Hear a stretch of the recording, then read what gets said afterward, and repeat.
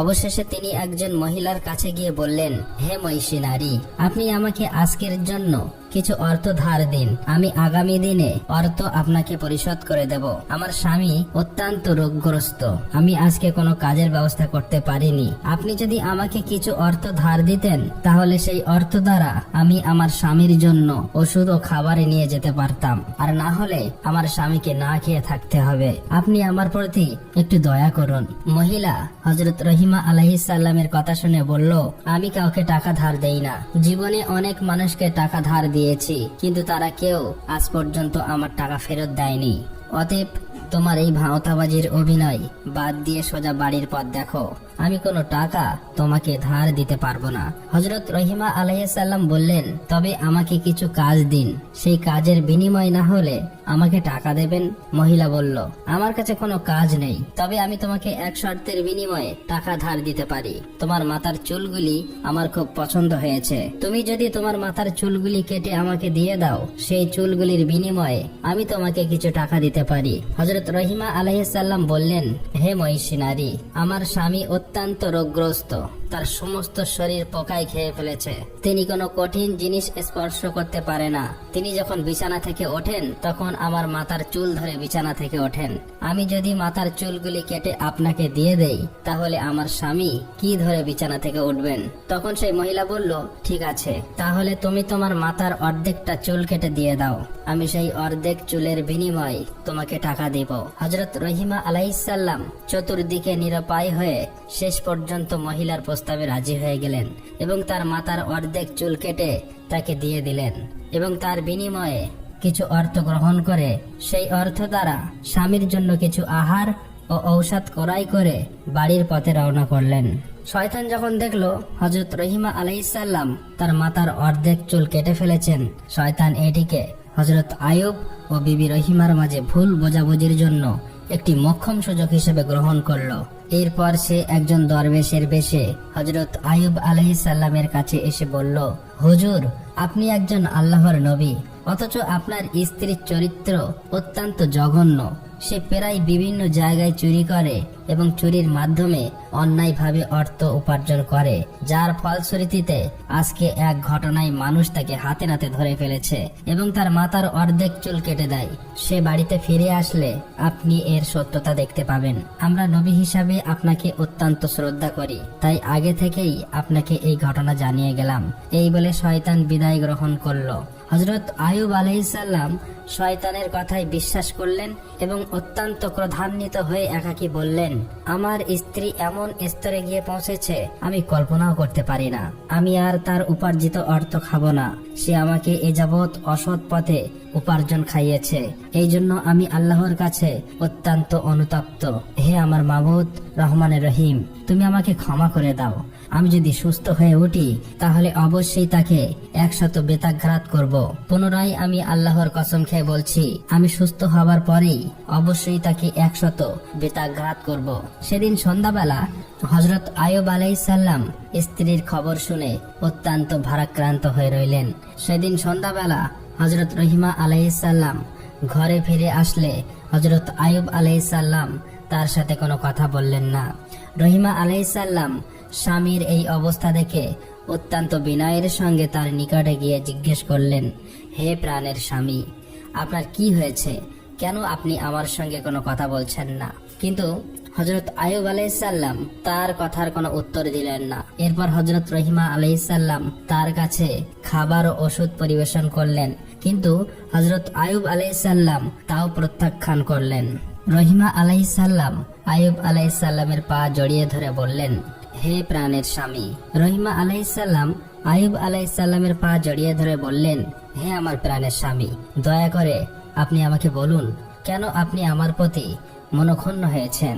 তখন হযরত আয়ুব আলাইহিস সালাম বললেন, তোমার চরিত্র এত নিচে নামতে পারে আমি কল্পনাও করতে পারিনি। তুমি চুরি করে এতদিন আমাকে খাবার খাইয়েছো, অসৎ পথে উপার্জন আমাকে খাইয়েছো, আমি এটা কল্পনাও করতে পারছি না। আমি না জেনে তোমার উপার্জন খেয়েছি। আজ এক দরবেশ আমাকে তোমার ব্যাপারে জানিয়ে গেল। সে বলল যে তুমি চুরির কারণে হাতে নাতে ধরা পড়েছ, আর তার কারণেই মানুষ তোমার মাথার অর্ধেক চুল কেটে দিয়েছে। হযরত রহিমা আলাইহিস সালাম স্বামীর মুখের কথা শুনে যেন আসমান থেকে মাটিতে পতিত হলেন এবং তার দু চোখ দিয়ে দর দর করে অশ্রু গড়িয়ে পড়তে লাগলো। তখন তিনি দুই হাত তুলে আল্লাহর দরবারে ফরিয়াদ করে বলতে লাগলেন, হে আল্লাহ, হে রহমানের রহিম, তুমি সবকিছুই জানো। আমি কি উদ্দেশ্যে কি করেছি কিছুই তোমার অগোচরে নয়। এমন অবস্থায় আমার স্বামীকে কে বা কারা মিথ্যে অভিযোগ শুনিয়ে আমার ব্যাপারে বিভ্রান্ত করে তুলল, আমি কিছুই জানি না। হে আল্লাহ, তুমি আমার স্বামীকে সঠিক ঘটনাটি অবগত করো। রহমানের রহিম, আমি এই জন্যই মানুষের কাছে ধর্ণা দিতে যাব না। তুমি আমার একমাত্র ভরসা, তুমি আমার সর্বশ্রেষ্ঠ বিচারক। অতএব এর বিচার তুমি করো। যে জালিম আমার স্বামীকে আমার ব্যাপারে কুধারণা সৃষ্টি করেছে তার তুমি সঠিক বিচার করো। হযরত রহিমা আলাইহিস সালামের এই ফরিয়াদ শুনে আল্লাহর আরশ কেঁপে উঠল। তখনই আল্লাহ রাব্বুল আলামিন হযরত জিবরাইল আলাইহিস সালামকে হযরত আয়ুব আলাইহিস সালামের নিকট পাঠিয়ে দিলেন। হযরত জিবরাইল আলাইহিস সালাম হযরত আয়ুব আলাইহিস সালামের নিকট এসে বললেন, হে আল্লাহর নবী, আপনার স্ত্রী অত্যন্ত সৎ ও নেককার। শয়তান দরবেশের স্রোতে এসে আপনাকে বিভ্রান্ত করে আপনার স্ত্রীর ব্যাপারে কুৎসা বর্ণনা করেছে। প্রকৃতপক্ষে আপনার স্ত্রীর কোনো দোষী নন। অতএব আপনি আপনার স্ত্রীর পরিবেশিত খাদ্য গ্রহণ করুন এবং আপনি তার প্রতি রাজি ও খুশি হয়ে যান। হযরত জিবরাইল আলাইহিস সালামের বক্তব্য শুনে হযরত আয়ুব আলাইহিস সালাম বিবি রহিমাকে ডেকে বললেন, রহিমা, আমাকে ক্ষমা করে দাও। শয়তান তোমার ব্যাপারে আমাকে মিথ্যা সংবাদ শুনে বিভ্রান্ত করেছিল, যা আমি বুঝতে সক্ষম হয়নি। আর তুমি আমার প্রতি মনক্ষুণ্ণ হয় না, কারণ আমি না বুঝেই এই সকল কথা তোমাকে বলেছিলাম। আর কখনোই তোমার প্রতি আমি রাগ করব না। হযরত রহিমা আলাইহিস সালাম স্বামীর মুখে এই ধরনের কথা শুনে অত্যন্ত খুশি হয়ে গেলেন এবং তিনি পুনরায় পূর্ণ উদ্যমে স্বামীর সেবা যত্ন করতে লাগলেন। বিবি রহিমা প্রতিদিন নিয়মিত শ্রমের বিনিময়ে কিছু অর্থ উপার্জন করে জীবিকার ব্যবস্থা করেন। শয়তান যখন নবীকে হযরত রহিমা আলাইহিস সালামের সম্পর্কে অভিযোগ করে কোনো সুফল পেল না, তখন সে একজন বৃদ্ধ মানুষের সুরাত ধরে একদিন হযরত রহিমা আলাইহিস সালামকে পরিমধ্যে জিজ্ঞাসা করলো, কি মা, তোমাকে এমন দুরবস্থাগ্রস্ত দেখাচ্ছে কেন? হযরত রহিমা উত্তর দিলেন, আমার স্বামী খুবই অসুস্থ। তার শরীরে ঘা হয়েছে, তাতে পোকা জন্মেছে। তার শরীরের রক্ত মাংস পোকায় খেয়ে ফেলেছে। তাই আমি তাকে নিয়ে দিবারাত্র খুবই চিন্তাগ্রস্ত থাকি। এসব কথা শুনে বৃদ্ধ বলল, আমি এই ঘা ও ক্ষতের একটি অমুক ওষুধের কথা তোমাকে বলে দিতে পারি। যদি তুমি তোমার স্বামীকে না জানিয়ে এটা ব্যবহার করতে পারো, তাহলে একদিনের মধ্যেই এই রোগ থেকে সে মুক্তি লাভ করতে সক্ষম হবে। বিবি রহিমা বললেন, হুজুর, দয়া করে আমাকে ওষুধের নামটি বলে দিন, আমি এটা ব্যবহারের চেষ্টা করব।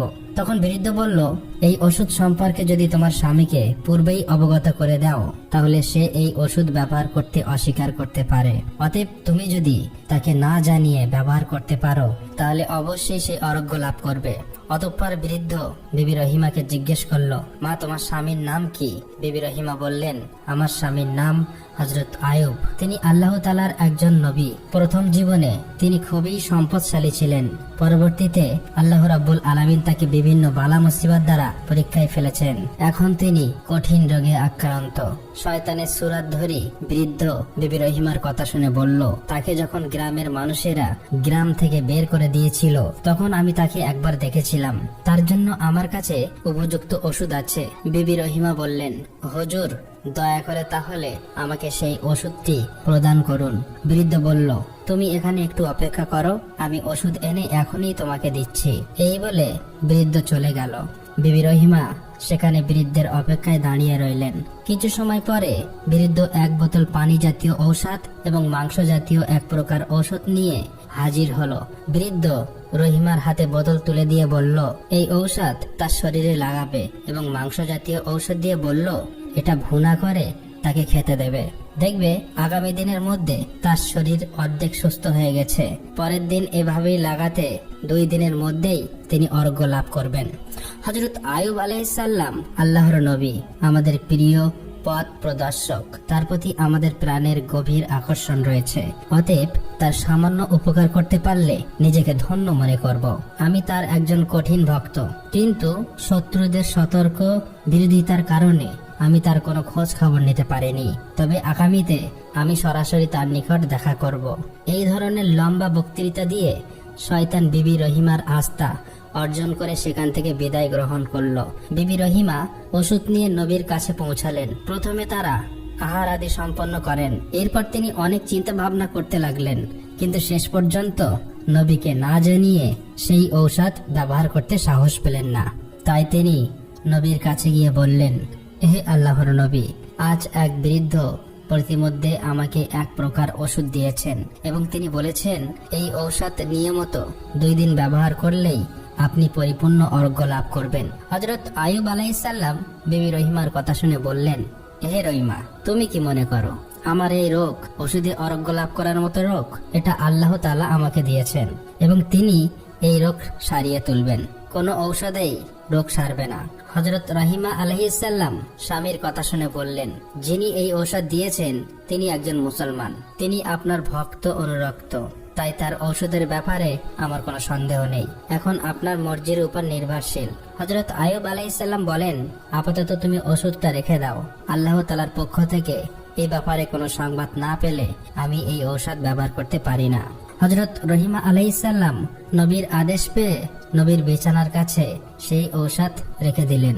পরের দিন সকালে হযরত আইয়ুব আলাইহিস সালাম বিবি রহিমাকে ডেকে বললেন, রহিমা, আমি অসুস্থ হবার পর থেকে প্রতি রাতে 2 বার আল্লাহ রাব্বুল আলামিনের তাজাল্লি দর্শন করতাম এবং সেই তাজাল্লি দর্শন করতে মনে অশেষ তৃপ্তি লাভ করতাম, কিন্তু আজকে রাত্রে আমি সেই তাজাল্লি দর্শন করতে সক্ষম হয়নি। কিন্তু এর কারণ কি তা আমি বুঝতে পারলাম না। রহিমা বললেন, হে প্রাণের স্বামী, আপনি একজন আল্লাহর নবী, এর উপযুক্ত কারণ হয়তো আপনার কাছে জানা আছে। আমি একজন সাধারণ আল্লাহর বান্দি, আমি কি করে জানবো এর উপযুক্ত কারণ কি? এরপর হযরত আইয়ুব আলাইহিস সালাম খুবই দুশ্চিন্তাগ্রস্ত হয়ে পড়লেন। এভাবেই এক এক করে 3